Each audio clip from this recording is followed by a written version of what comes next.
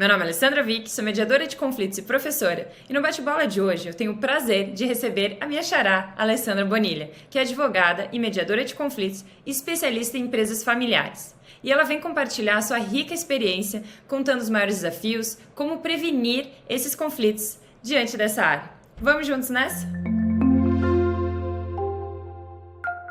Querida Alê, minha xará, Alessandra Bonilha, seja muito bem-vinda aqui ao canal. Estou muito feliz em recebê-la. E para além do currículo que eu já falei por aqui, eu gosto de perguntar, então eu já passo a palavra perguntando quem é a Alê para além do currículo, para quem está nos ouvindo consiga conhecê-la ainda melhor. Bom, eu sou casada, né, com o Márcio, eu sou mãe da Isabela e também eu tenho 2 enteados, o Mamá e o Rafa, e tenho 3 netinhos já, dos meus 2 enteados. E, além disso, eu sou corredora, adoro correr, e também eu gosto de pintar porcelana nas horas vagas, adoro que exerce a minha criatividade. Eu rabisco algumas coisas. Essa é a Lê, além do currículo, essa é a Lê. Que delícia, eu vi esses dias a foto que você compartilhou dessa família, já é uma família grande, delícia aproveitar assim em conjunto. Essa é a minha família que fica lá de Goiânia, que eu fui visitar, fazia tempo que eu não via, né? Aliás, é uma família que eu amo muito, que eu sinto muito, que eu não consigo mais os ver como eu os via antigamente. E eu passava todas as minhas férias, aliás, eu passava metade da minha vida lá. E, infelizmente, né, a vida vai levando o seu rumo, a gente não vai mais tendo condições de estar com todos os primos, né? E a vida vai distanciando. E aí eu tive a oportunidade, falei, eu vou para lá. Essa pandemia também leva a gente a repensar, né, daquela saudade. E eu fui lá encontrar, pelo menos com parte dos meus primos, que a família lá é grande. Delícia, feliz que tenha conseguido, porque realmente a pandemia mexeu com a estrutura, com a logística e ao mesmo tempo trouxe outros pensamentos, né? A gente começou a repensar onde nós estamos dedicando o nosso tempo e algumas mudanças vêm justamente em função disso. E eu não sabia desse seu lado da porcelana, que delícia. O trabalho manual, ele estimula muito, né, essa questão da criatividade. Na verdade, eu tocava piano. Realmente eu era da música. Eu tocava de ouvido. Era minha área que eu estimulava, né? Eu toquei piano por muitos anos, desde criança, e tocava tudo de ouvido. Não tinha paciência para seguir partitura. Daí, depois de uma determinada fase, depois que minha filha nasceu, eu realmente abandonei. E eu encontrei a pintura, esse lado, né? Só que a pandemia também me levou a pintura embora. E agora eu estou feliz que eu vou voltar para a pintura, que a minha professora, a Flávia, vai voltar a receber a gente. Estou muito feliz com isso. Que bom. Realmente, essa questão da arte, ela estimula bastante, né? Eu, quando era mais nova, eu pintava quadro. Hoje em dia, eu acabo fazendo só um scrapbooking, pinto, às vezes, aquarela, umas coisinhas assim, porque eu acho que é importante a gente dedicar parte do tempo para esse pilar da vida também. Perfeito. É verdade. Não, eu só ia perguntar da sua trajetória mesmo, né, Ale? Porque a gente até falando um pouquinho antes, como que você chegou na sua fase atual? Porque, pelo que eu percebi, você ressignificou a advocacia. Então, você continua trabalhando com a advocacia e leva em paralelo a mediação de conflitos. Conta um pouquinho mais. É interessante. Eu acho legal a gente compartilhar essa história, porque eu vejo que hoje tem muitos jovens, né, que encontraram a mediação, têm a advocacia. Como levar essas duas dinâmicas na sua história? E interessante que eu comecei a trabalhar com direito, eu tinha 18 anos, 18 para 19, eu comecei como estagiária, né? Naquela coisa mesmo, entrei na faculdade, já queria trabalhar. E eu fui trabalhar no escritório, nem era no escritório do meu pai, porque meu pai não queria que eu trabalhasse com ele ainda. Aí eu fui lá e arrumei emprego no escritório de advocacia na área internacional, que era do Noronha, advogado, lá eu consegui nessa área. Eu lembro que foi onde eu vi o fax pela primeira vez. No máximo. Olha como é que são as coisas, né? E foi muito bacana, porque, assim, e depois, logo em seguida, eu acabei depois indo morar fora, fazendo intercâmbio, voltei e quis trabalhar com meu pai, que era um escritório de insolvência. Era um escritório só, muito óbvio, de contencioso, que trabalhava na época, nem tinha recuperação de empresas, era um escritório só focado em insolvência mesmo, falência, na época concordata, execução, muita execução. E eu era muito novinha e ralava mesmo, no balcão, meu pai me dava moleza. Então, eu ia para o fórum, conhecia, sabe, tudo, tribunal, fazia tudo. Para você ter uma ideia, no 5º ano de Direito, eu fazia tudo recurso, eu fazia tudo para o STJ. Então, eu sabia advogar mesmo. Não tinha nem código. Quando eu estava me formando, estava começando o Código do Consumidor. E eu já sabia advogar, sabe? Assim, sabia como lidar no processo. E conhecia muito o processo civil, porque eu tinha a prática do direito. E lá no escritório aparecia de tudo. E eu trabalhei com meu pai por muitos anos, por 20 anos. E era litígio, pesado. E eu sempre fui advogada de devedor, que você não tem muita saída, tem que ter o quê? Criatividade. Né? E foram muitos desafios. Eu trabalhei para banco, que estava quebrando. Teve uma época no Brasil que era muito banco. Eu trabalhei, muita gente não sabe, tem muitos jovens que hoje não sabem o que é inflação. Eu peguei o Brasil com inflação 84%. Sabe o que é empresa trabalhar com inflação 84% de inflação? Empresa, então, assim, era um mundo que tinha 7 planos econômicos. E isso é um desafio. Realmente, você viver num país que você não sabe, época do Collor, catou a poupança de todo mundo. Então, assim, são vivências que a gente vai passando. Olha que eu olho para trás, estou contando isso para você, nem parece que foi tão rápido que foi isso aí. Eu estou contando, eu estou lembrando, né? Estou lembrando assim, dessa história. E tudo isso foram vivências da gente trabalhando com empresa quebrando. Bom, aí chegou uma determinada hora na vida que eu olhava para isso, gente, mas o judiciário não anda, as coisas não andam. E vocês devem imaginar, isso é um pouco da minha história. Muita gente fala assim, acha que eu sou rouca, mas eu não era rouca. Então, um pouco da minha história. Eu sou rouca porque eu tive um problema muito sério, que eu passei na minha vida, uma cirurgia, um erro, né? Um erro médico, fui vítima de um erro médico e eu tive esse problema. E fiquei rouca. E tudo bem, fiz uma cirurgia com graças a Deus, um médico maravilhoso, consertou, né, em termos, e fiquei bem. Bem, entre aspas, né? Mas tudo bem, acho que isso faz parte. E aí foi isso que me fez repensar a minha vida e a minha história. E esse foi um marco. Aí eu comecei a olhar para o mundo. Eu falei, gente, mas será que é isso mesmo? E nesse momento, eu estava num momento de transição. E nesse momento de transição, eu comecei a olhar para outras coisas, né? Para o meu lado, para outras coisas. Também eu estava num momento pessoal, meu momento pessoal de vida também, de transição. E foi aí que eu repensei tudo. Acho que quando a gente tem uma questão pessoal, a gente olha para tudo na vida. Verdade. E esse foi o meu ponto que eu chamo de marco. E comecei a questionar se era isso mesmo que eu queria continuar fazendo na minha vida. Eu olhava para o cliente e falava, gente, isso não tem fim. A empresa não tem fim, eu não dou resultado. E eu tinha muita questão da gestão de você dar resultado para o cliente, você entregar alguma coisa para ele.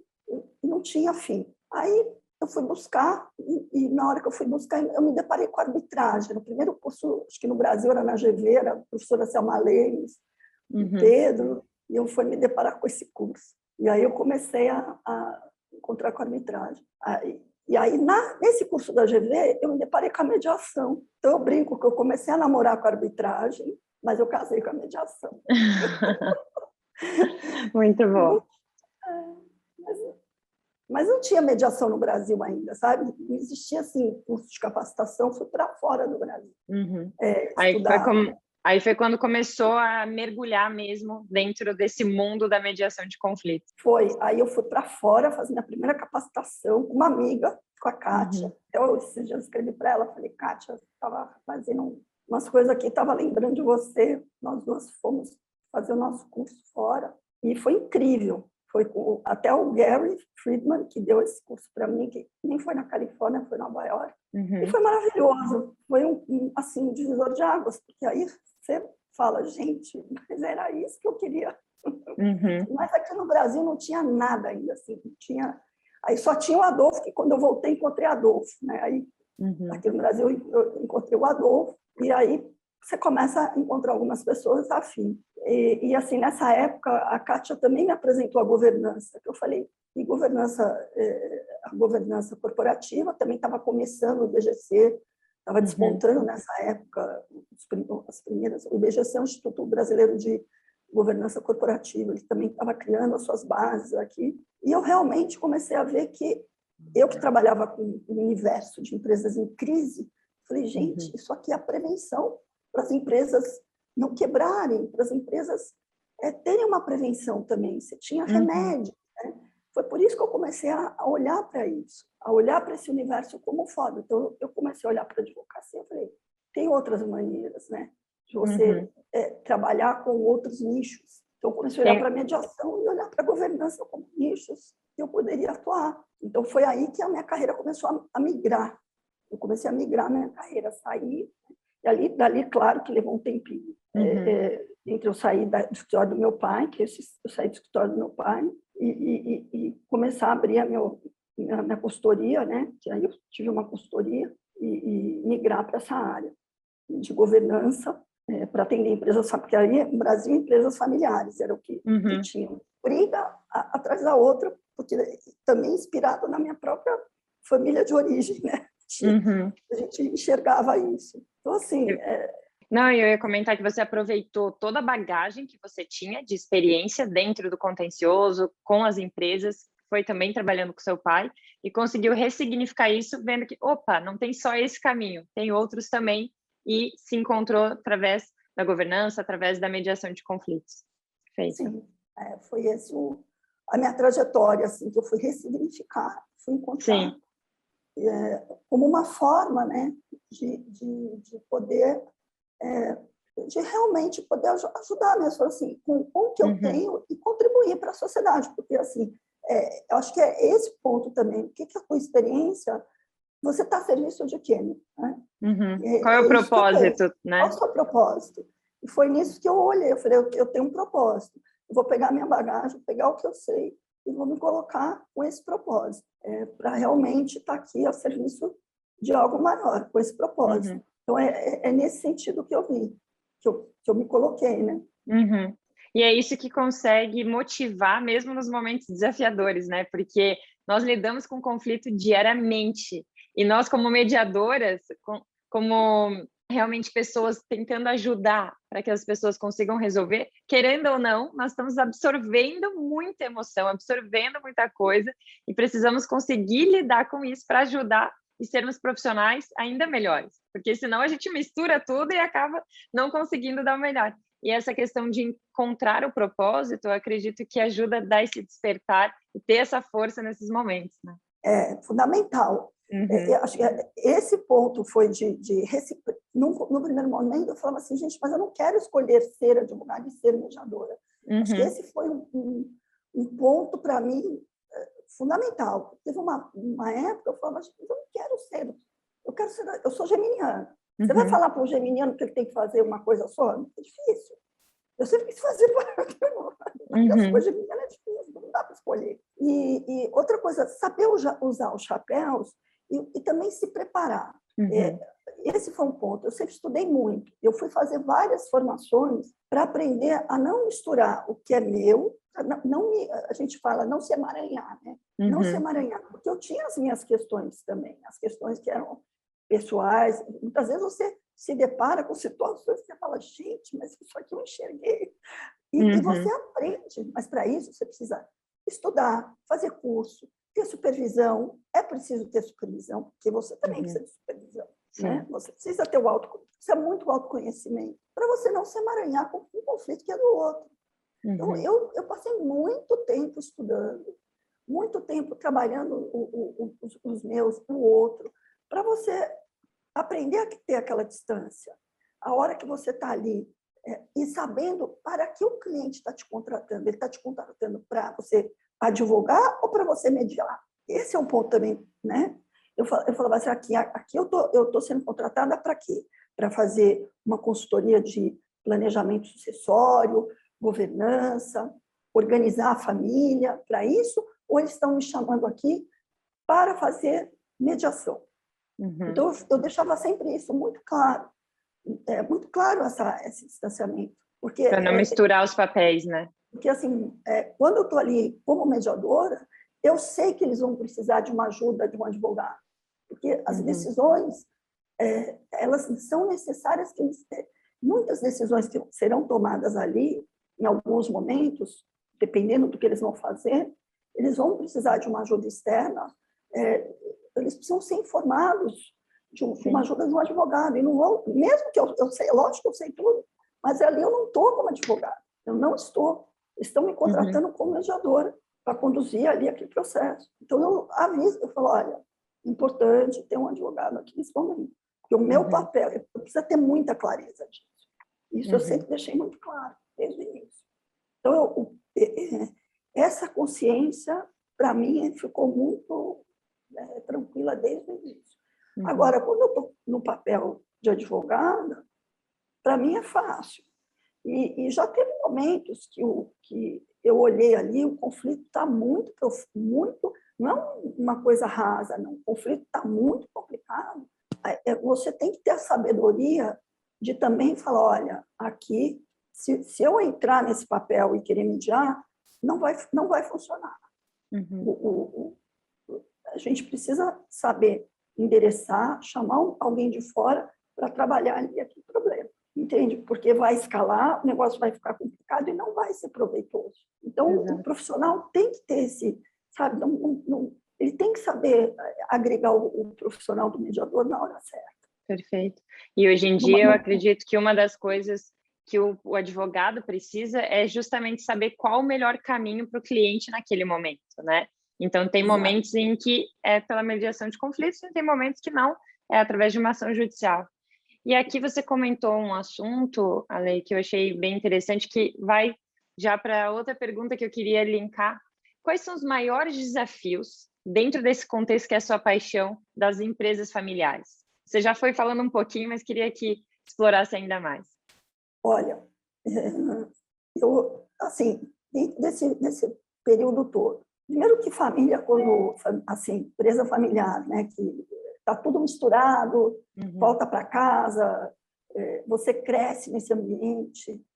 A gente não veio treinado para... Você sabe, você é uma expert em comunicação, a gente não foi treinado para comunicar, a gente não foi treinado para ter esse diálogo em família. É muito difícil você ter alguém que pare, ensine e tem essa parada. Normalmente a mãe faz esse papel de mediadora, mas, óbvio, ela tenta fazer o melhor, mas mesmo assim é complicado. Então a gente não tem esse... Então, um fala com o outro, fala o que quer, e não tem uma separação desses fóruns. Né? Não se tem isso. Nunca tem. Então você começa a ver aquele leve e traz e leva, e aí você usa o almoço, o jantar, para trazer para a mesa coisas que não são para ser tratadas em ambientes que não são para ser tratadas ali. Então, isso já é um primeiro ponto que eu entendo que você não deve trazer para a hora das refeições ou horas que você está com a família questões que são da empresa ou que vai gerar... Que é a hora que todo mundo está reunido. Normalmente, a hora que está todo mundo reunido, você pode saber. Essa hora que dão as maiores brigas. Só um parênteses, Ale. Então, uma das coisas é essa questão de separar, né? O que é o profissional do pessoal e o momento de falar cada coisa, para não acabar piorando justamente as relações pessoais em função de uma coisa que precisa ser decidida ou definida dentro da empresa. Seria isso? Sim, porque o que acontece? Normalmente, as pessoas não encontram espaço, não se tem espaço. Então, você fica com... isso é o que eu percebo, tá? O que eu percebo, né? Não tem espaço para diálogo. Então, a pessoa, quando ela não vai encontrando espaço, porque o que acontece? Vai colocando para debaixo do tapete, vai colocando para debaixo do tapete. Não quer lidar com o problema. Então, a hora que você acha, você vai aguentando. Então, a hora que você acha um espaço, bum, Descarrega tudo, né? Carrega tudo de uma vez e vem com aquele movimento e vira aquela briga. E aí você pode ver que aqueles encontros de família, todo mundo bota a mão na cabeça, vira aquele, sabe, aquela choradeira, aí vira o que você não queria falar, você acaba falando. Então, isso é um ponto horrível, porque você não encontra os fóruns adequados. Ter fóruns adequados para você conversar. Não varre para debaixo do tapete as questões. Não finja que não está ali, né? Aquela coisa que tem algo aqui, mas não vamos falar porque é um assunto delicado e vai levando, porque isso não deixa de existir. Pelo contrário, vai escalando. Vai escalando. E aquela coisa que a gente já conhece, que é, se você vai deixar escalar o conflito, você vai morrer com ele abraçado no abismo. Né? O Flassalk fala isso. Você morre com ele abraçado, com ele abraçado. Então, esse é um ponto fundamental. Não deixe esse conflito escalar. Né? Ache um momento, ache um cantinho, peça. Assim, eu sei que muitas vezes tem gente que não gosta de tratar, mas vai encontrando com habilidade, com calma, um momento, uma hora boa, nunca de noite, porque minha mãe falava que a noite é uma conselheira, né? Mas à noite realmente as pessoas estão cansadas, mas encontra o momento certo para conversar. Desafios que são conflitos. Sucessão. Sucessão é um tema, só porque fala de morte, mas sucessão não é um tema que você tenha que associar à morte. Sucessão é transição. As pessoas hoje, cada vez mais, a gente fala de longevidade. Longevidade, eu falo muito em relação à medicina.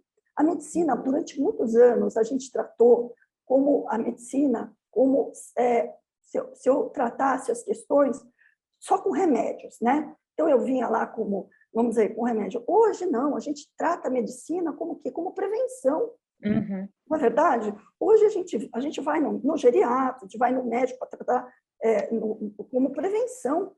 Então, a gente tem que olhar para uma empresa e olhar para os problemas, olhando como a gente vai prevenir os problemas que ela vai ter.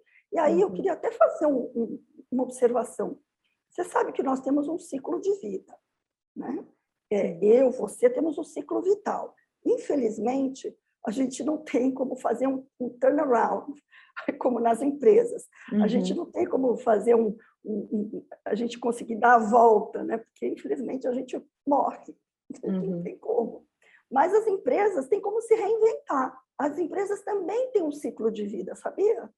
Existe um estudo do Ishaq Adizes, que ele fala sobre o ciclo de vida, ele compara com o ciclo de vida das pessoas, e ele fala do ciclo de vida das empresas. E aí, nesse ciclo de vida das empresas, ele descreve: a gente nasce, a gente cresce, a gente amadurece, a gente entra na plenitude, e a gente também envelhece, e a gente também morre. Só que, se você tomar os cuidados necessários ao longo da sua vida, você começa a identificar padrões de comportamento que se repetem ao longo desse ciclo de vida das empresas. E você não precisa ir lá para a burocracia, ficar engessado. Você consegue dar a volta por cima e você não precisa ir para a falência. Você consegue fazer esse turnaround, né? Você consegue chegar... Reinventar, de alguma forma, para transformar. Para continuar, para você transformar. Então, trabalhar a inovação, trabalhar a sucessão quando você está na plenitude. Então, não necessariamente você precisa morrer para falar em sucessão. Não. Aí, você vai... Tá lá com a corda, né? Já quase indo para buscar ajuda. Você vai falar em sucessão, falando em ressignificar essa sucessão, em novo projeto de vida. Para quem está ali, você vai falar do sucedido. O que você vai falar do sucedido? É uma ressignificação do sucedido, novo projeto para o sucedido. Para quem está chegando, tem um projeto ainda para quem está chegando. Ele precisa de novos desafios, né? De conquistar outras questões. E isso tudo é conversado quando você está na plenitude. Você tem todo o projeto a ser feito. Então, assim, é você desenvolver várias questões ao longo desse ciclo de vida da empresa, para que você não chegue, não precisa falar quando está lá já no fim da vida. Você tem planejamento. Então, por isso que a gente fala em planejamento sucessório, em planejamento. Então, são esses pontos. Então, esse é um desafio. Conflito de gerações. Eu até vou compartilhar no meu LinkedIn um exemplo de uma amiga que eu acompanho o caso, a empresa dela, porque ela é minha amiga, ela tem um case super bacana, vou até compartilhar lá, em que ela está com a terceira geração dentro da empresa. Eu vi a sucessão dela acontecer da primeira para a segunda, ela cresceu a empresa e está com a terceira lá dentro. É bacana, é muito bacana. Por quê? Uma coisa que ela falou lá, ela compartilhou o exemplo dela. Primeiro, ela deu liberdade de escolha, ela e o irmão deram liberdade de escolha para os filhos, né, para os filhos deles. Vem quem quiser, não precisa vir obrigado. Então, deram liberdade para os filhos. Em segundo lugar, quando eles entram, eles também têm que ter o direito de trazer as ideias deles. Então, eles são escutados. Então, esse é um desafio. Às vezes, você quer obrigar o filho a vir. Segundo, você traz o filho, mas não deixa o filho falar. Não escuta as ideias dos filhos. E esse também um desafio, você ser escutado. Eu achei isso bacana, porque esse é um problema. A gente vê muitas vezes o que está na empresa, eu falo, pô, mas eu não sou escutado. Eu não consigo colocar minhas ideias, eu não consigo fazer nada aqui dentro. Aí não se sente parte e não se sente reconhecido ali dentro, né? Então, esse tem sido um dos desafios de empresa familiar. Não consegue implementar uma... Então, eu estou adorando, porque são uma moçada jovem, bem jovem.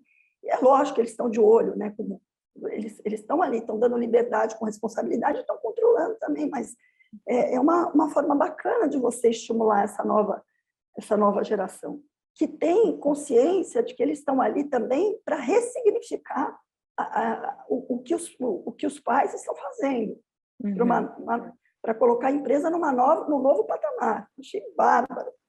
E é isso que vai enriquecer tanto a empresa, né? Porque essa diferença de experiência de vida, de forma de ver o mundo, se tiver abertura para essa troca, nossa, a criatividade aqui... Posso até falar o nome da empresa, porque eu acho que se puder falar, posso te falar que o nome da empresa é a CIMED. Eu achei...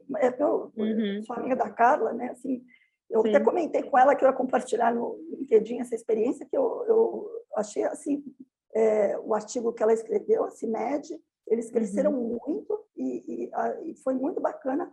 Viajou nascer a filha e ela postou outro dia no Instagram contando o desafio dela como terceira geração de ressignificar. Então, assim, eu fiquei orgulhosa, porque vi ela crescer também, então fiquei orgulhosa de ver. Que bacana, que conseguiram conciliar isso, né? Esse é um excelente exemplo, sabe? Gosto de ver esses exemplos, gosto de citar exemplos positivos, né? Claro, com certeza, porque desafios ele vai motivar outras pessoas que estão ouvindo e falando, opa, é possível conseguir conciliar essas diferentes gerações. E agradeço pela partilha, Ale. Vou deixar aqui na descrição para quem quiser saber mais. Eu vou pôr eu vou comentar sobre isso no meu LinkedIn, eu vou compartilhar esse exemplo. Perfeito. E nessa sua experiência com empresas familiares, o que você acredita assim que quem está nos ouvindo, se tem uma empresa familiar ou se trabalha numa empresa familiar, o que pode fazer, assim, um ensinamento para conseguir colocar em prática, além desses desafios que você colocou, digamos, uma ferramenta ou uma forma de atuar que vai trazendo uma solução? Então, eu costumo falar da governança. E muitas pessoas entendem que às vezes escuta essa palavra governança, né? Da governança, mas como se fosse algo muito complexo e muito difícil. Nossa, isso é só para empresa grande, isso é só... Mas não é. A governança, primeiro, é organização, é simplesmente organizar. Quando eu falo em organizar, é isso, é você ter esses fóruns adequados, dividir. Então, primeira coisa, quando eu crio um conselho de família, é isso, eu tenho um espaço reservado para eu tratar ali as questões que são relacionadas, questões da empresa e da família, porque depende do tamanho, né? Então, tem a governança da família. O que da família tem a ver com a empresa? Então, ali as questões estratégicas. né? Criar esse conselho de família, ter esse conselho de família, ter esse conselho de família é um instrumento da governança familiar. Ter um protocolo de família, ter ali as regras que eu quero. Por quê? Porque eu tenho um negócio, e esse negócio ele pode ser uma empresa, ele pode ser o patrimônio da família. O patrimônio Sim. da família, muitas vezes, ele não é só a empresa, ele pode ser a empresa, ele pode ser vários imóveis, né? E aí eu estou falando de empresa pequena, pode ser empresa grande, ele tem várias coisas que compõem o patrimônio. E aí, que horas que eles vão discutir sobre isso? Que está tudo ali agregado. Qual é a estratégia dessa família? Essa família quer estar junto? Essa família, qual o propósito dessa família? A gente está falando de propósito? Qual é o propósito dessa família? Então, é importante que a família sente junto e converse sobre isso, sobre o patrimônio, como eles querem definir. Às vezes é uma fazenda, ou como eles querem administrar essa fazenda, como eles pensam sobre isso.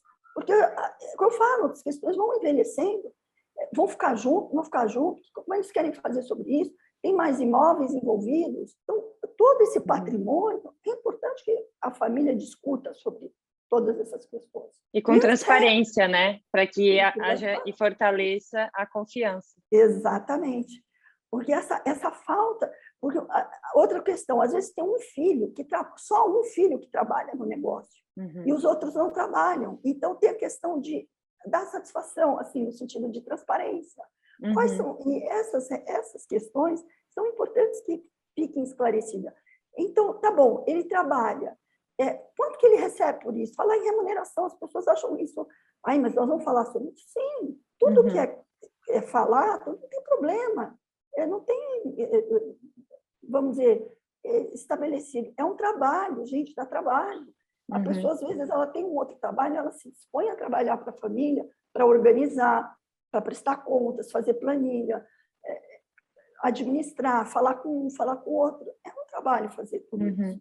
Né? Então, aí, se ele não quiser cobrar, tudo bem, não cobra, mas isso tem que ser conversado com toda a família, tem que ser dialogado. Então, estou falando desde coisas... Agora, tem famílias que são tão sofisticadas, têm tanto patrimônio, que elas têm um family office. Tem tanto patrimônio envolvido que eles têm um escritório de família só para tratar isso. Eu acho importante falar sobre isso, porque você tem desde uma coisa simples que você pode organizar até um escritório mesmo, que é o family office, que faz isso. Ou que precisa desmistificar, sabe? Agora, a governança corporativa, ela trata só do negócio, só da empresa. Aí é corporativa, só das questões do negócio, que precisa tratar do negócio, com transparência, equidade, é só do negócio. Agora, o que é importante? Existe um planejamento, uma questão jurídica, que precisa ser organizada, que precisa ser observada. Por que precisa ser? Que tem a ver com a propriedade, porque você é sócio, existem questões de sociedade relativas à propriedade, ao patrimônio, e as pessoas que têm vínculos, né, em relação à sua sociedade, que têm impactos em relação à família. E o casamento, e alguns eventos como casamento, divórcio e o evento do falecimento vão impactar. E isso precisa também ser informado para todos da família. É importante que a família conheça todos esses eventos e os impactos que isso tem. Né? E, normalmente, esses conflitos eles acabam vindo de uma falha na comunicação, não é, Ale? Porque muitas vezes as pessoas falam, não quero falar sobre isso porque é delicado, mas aí é muito pior. Se sentar e conversar, claro, sabendo conversar também, não é só jogando tudo em cima da mesa, mas é isso que vai conseguir alinhar realmente isso, que todos tenham a mesma informação e, a partir dali, pensem em soluções para resolver aquela situação. Né? Exatamente. É fundamental. Eu penso que, assim, durante esses anos que eu trabalho, especificamente nessa área, um dos pontos que a gente percebe que são pontos que trazem essa confusão, esses conflitos, é a comunicação e a falta de informação. Sim. Né? E, principalmente, a falta de informação por não ter tanta clareza, tanta clareza da informação, porque a pessoa, às vezes, pensou, inclusive, que ela tinha até alguns direitos. Ela não sabia, ela imaginava que tinha. Então, é importante também.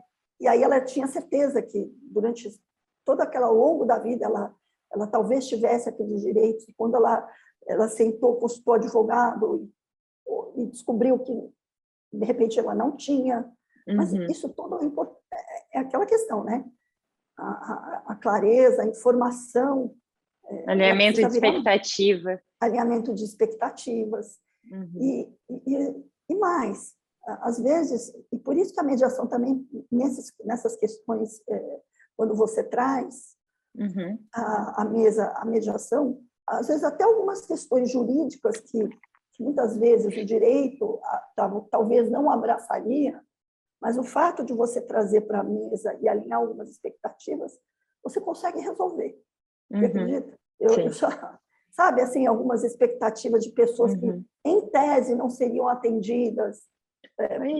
Vejo muito isso na prática, mas que pela situação, pela relação, elas acabam falando, não, vem fazer parte também aqui, e reconhecem coisas que, se fosse para um processo judicial, não teria direito, né? Não teriam, e ali naquela situação acabam sendo reconhecidas, abraçadas, e entendem que elas vão fazer parte e vão ser acolhidas, né? como da família, e vão ser foram acolhidas. Eu assisti isso ao longo da minha história aqui, trabalhando ao longo da minha história. Então, eu acredito que, por isso, é muito importante. E mais do que isso, às vezes, e também, assim, às vezes as pessoas têm receio de partir, de também tirar algo que já está. Claro que é mais difícil, eu não vou mentir que é mais difícil você trazer as pessoas para a mesa depois que o processo foi instaurado. Mas não é impossível, ao contrário, eu sou partidária de que, justamente porque ele está lá parado, eu sempre Dá falo... para aproveitar, né? Esse tempo. Já que está parado mesmo, vamos aproveitar essa oportunidade, por que não? O que vamos perder tentando, não é? Tentando. Lógico que vamos dizer, a situação de que as pessoas, também já participei de situações assim, que o processo estava parado muito tempo, as pessoas estavam distantes, mas muita água passou debaixo do rio. O contexto que elas estavam também modificou. Aquele sentimento vai mudando ao longo do tempo.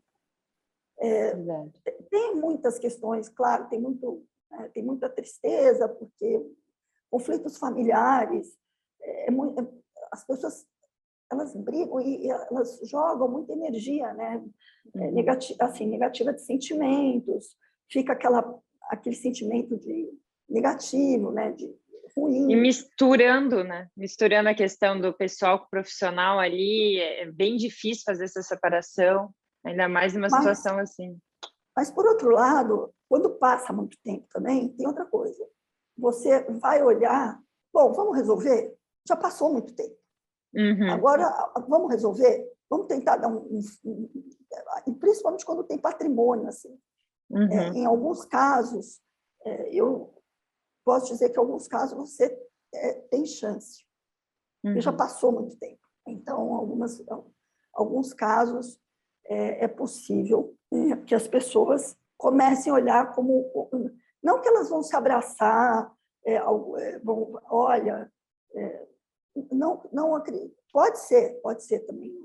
Mas o que eu já vi, da minha experiência, foi foco para resolver e resolver o problema. Não que vão, sabe, voltar a ser amigos. Mas vai resolver, pelo menos para resolver aquele problema.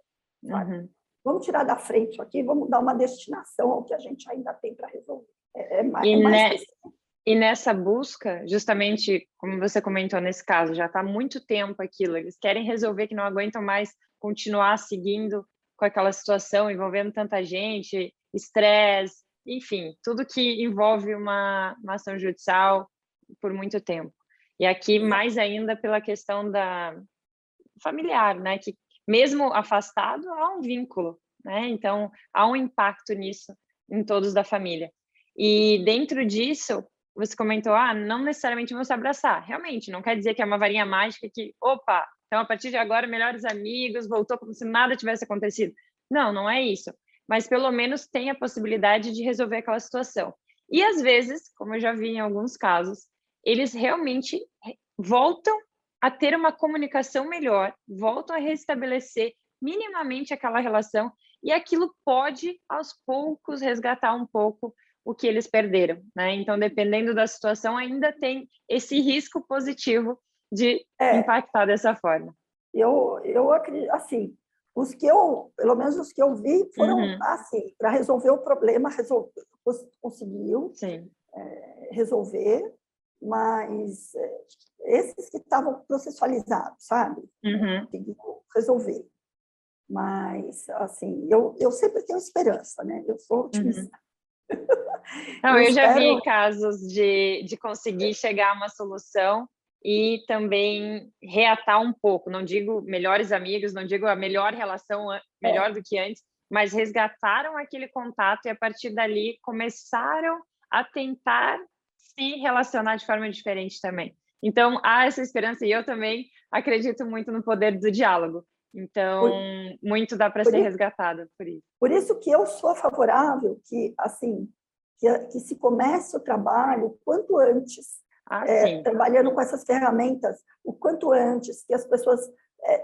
que, assim, a partir do momento que você judicializa, que você deixa para usar, que você vai para uma dissolução de sociedade, você usa ferramentas judiciais, que você começa para uma beligerância. A hora que você chega nesse ponto, que o que eu chamo que estressou tudo, você já vai partir, quando você foi para o abraçado para o abismo, que eu brinco que é o abraçado para o abismo. O conflito escalou num ponto. Essa é a minha experiência. Eu estou há muitos anos, acompanho várias empresas, várias famílias que assim, realmente, de discussões, de desentendimentos, vamos dizer assim, ou de pessoas... Normalmente, elas vão se acomodando em situações de infelicidade, ou que elas ficam realmente tristes, ou elas saem da empresa e vão criar um caminho próprio. O que normalmente acontece é isso, elas ficam lá infelizes, ou ficam infelizes, ou elas criam uma casca e vão se acomodando naquela situação, ou elas saem e vão criar um caminho próprio. Ou elas vão chegando num ponto que elas vão querer lutar pelo poder e até num ponto que elas vão brigar mesmo. Ou vão lutar pelo poder e vão cair para cima do poder, até conseguir ficar a luta de poder mesmo e rachar. Não, infelizmente, é isso que eu assim, o que eu percebo que a coisa vai. Por isso que quanto que você conseguir, ou o filho vai lá, sabe, vai tentando arrastar, ou o fundador, ele senta lá, não passa o bastão, e a empresa vai decaindo, ela vai envelhecendo, vai entrando nesse ciclo que eu falo de envelhecimento, vai perdendo mercado, porque aquele que poderia se suceder, ele cansa. Ou ele vai embora, você perde o talento, ele vai embora, ou ele realmente fica brigando com outro irmão, uma hora racha, ou a gente vê que as coisas vão vai embora. Ou fica naquela luta de poder e racha mesmo o negócio, e a coisa vai brigar. E todo mundo acaba perdendo nisso, né? Porque assim, acaba impactando no patrimônio de todos, na relação de todos. Por isso que o melhor é esse trabalho preventivo mesmo. Por isso que esse trabalho preventivo começou a crescer muito. E o que você vê foram os fundos começando a comprar empresas, vendo oportunidades, comprando empresas. E assim, eles vão comprando, vão adquirindo. Então, a melhor forma é você... E mesmo para você ser comprado, você tem que se preparar, até para você vender bem. Sim. Até para você fazer uma boa venda para o fundo, até para você fazer um bom M&A, até para você ter uma boa, fazer uma boa venda, a família tem que estar alinhada. Uma família que consegue receber um bom aporte, ela precisa se alinhar. Para gerar até mais valor e conseguir exatamente passar conseguir isso. Um bom aporte. Até para isso Uhum. ela precisa estar alinhada. Verdade. Essa que tem sido a minha experiência, minha visão. Não, perfeito. Eu concordo plenamente que é no trabalho preventivo que nós conseguimos amenizar a situação, realmente prevenir que coisas aconteçam, ou se vierem a acontecer, opa, já começamos a trabalhar aqui no início, não deixa aquilo escalar até chegar nesse patamar. Então, realmente o resultado é muito maior quando tem essa preocupação prévia. E Ale, para quem está nos ouvindo e quiser saber mais livros sobre essa temática, que é muito rica e instigante, o que você indica? Bom, eu até nem separei livro exatamente sobre essa temática, né? Mas não tem problema, pode ser livros assim, que de alguma forma trouxeram algum ensinamento que você acha que enriqueça. Não, eu de livro de empresas familiares, peraí, eu preciso até pegar um aqui.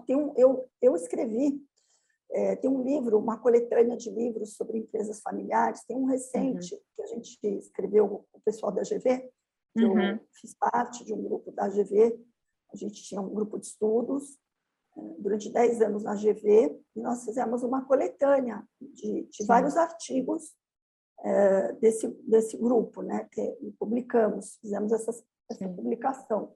Eu posso se quiser pegar, não tem problema. Eu tenho ele facinho aqui. Eu tenho ele bem facinho aqui. Pode, fica à vontade. Perfeito, porque eu até ia comentar que você é autora de muitos artigos e livros, né? Então, por favor, indique também essas obras. Esse aqui é um deles, que foi coordenado pela Roberta Nhoque Prado, da GV, chama Empresas Familiares e Famílias Empresárias, Governança e Planejamento Jurídico e Sucessório. É legal porque tem vários artigos sobre o tema. São uma coletânea de vários artigos sobre o tema. E eu escrevi o meu artigo. O meu artigo, ele... Até aqui, peraí. Meu artigo fala sobre conselho de família, protocolo familiar e gestão adequada de conflitos como instrumentos estratégicos para a longevidade de famílias empresárias. Perfeito. É bem aquilo que nós estávamos falando, né? Mecanismos para fazer esse ciclo da empresa seguir por mais tempo. Seguir E hoje eu fiquei sabendo que vai ser lançado um livro, vai ser lançado, hoje eu fiquei sabendo que vai ser lançado um livro, dia 30 de novembro será lançado um livro que eu também tenho participação, que eu vou falar sobre mediação de uma maneira geral, como você usar a mediação durante o ciclo de vida das empresas, que eu falei do ciclo de vida. Que bacana. Vai ser lançado o livro. Hoje eu fiquei sabendo. Qual que é o nome do livro?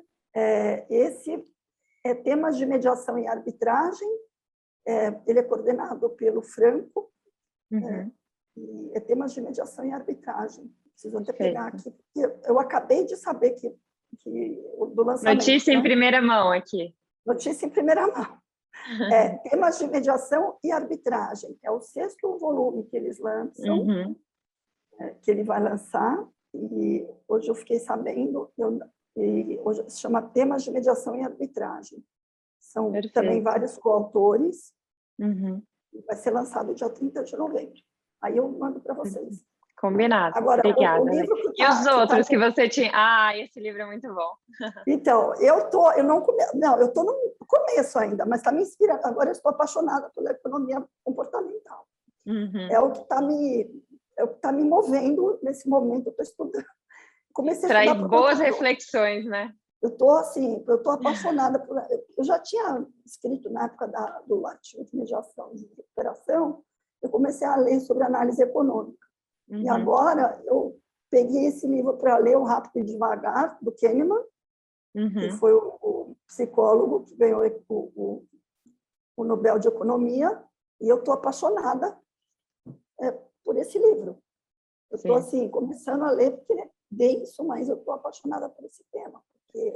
Ele traz excelentes reflexões e nós passamos a ter consciência do quanto nós não decidimos nada. No fundo, são todos os vieses que acabam levando para uma decisão. Exatamente. e ele está me envolvendo aqui. Eu estou aqui começando tanta coisa, eu não consigo parar para ler esse livro. Estou no comecinho dele, né?